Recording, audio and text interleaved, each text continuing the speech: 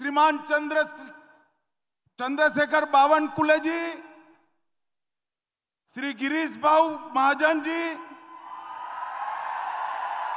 श्री उन्मेष पाटिल जी, बहन रक्षाताई खड़से जी, और आज इस युवा सम्मेलन में आए हुए मेरे जिगर के टुकड़े जैसे युवा भाइयों और बहनों, आप सभी को नमस्कार। मित्रों, सबसे पहले मैं महान महाराष्ट्र की भूमि पर हिंदवी स्वराज के संस्थापक और जिनके उपकार से ये देश कभी मुक्त नहीं हो सकता, वो शिवाजी महाराज को प्रणाम कर कर मेरी बात की शुरुआत करना चाहता हूं।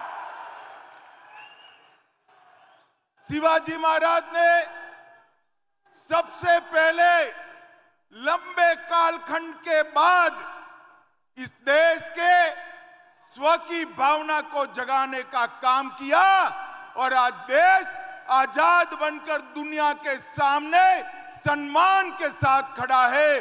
उसकी नींव डालने का काम शिवाजी महाराज ने किया था। मित्रों, आज जब मैं यहां आया हूं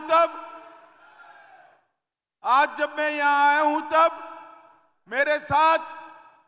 मेरे साथी सभी सांसद, राज्य सरकार के मंत्री, सभी विधायक और उत्तर महाराष्ट्र की पूरी भारतीय जनता पार्टी का नेतृत्व यहां बैठा है। मैं आपको कहने आया हूं कि मैं आने वाले 2024 के चुनाव के बारे में बात करने आया हूं।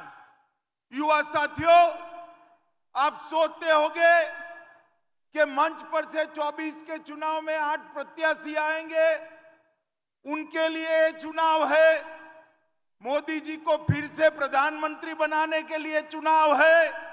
एक गलतफहमी में मत रहना। आने वाला चुनाव 2047 में आत्मनिर्भर और विकसित भारत बनाने का चुनाव है। 2047 में मंच पर से बहुत कम लोग होंगे, मगर मंच के सामने जो मेरे युवा साथी हैं, सारे के सारे 2047 में होंगे। ये चुनाव आपका चुनाव है, ये चुनाव भारत के युवाओं का चुनाव है, ये चुनाव भारत के भविष्य का चुनाव है।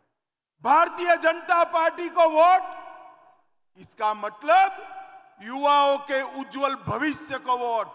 भारतीय जनता पार्टी को वोट, इसका मतलब महान भारत की रचना को वोट।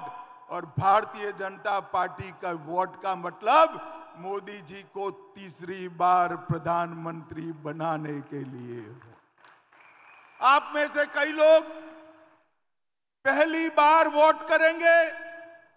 मैं वो युवा साथियों को विशेषकर कहने आया हूं, आपका वोट वो पार्टी को दीजिएगा जो पार्टी भारत माता को विश्व गुरु के स्थान पर बिठा पाए, महान भारत की रचना कर पाए।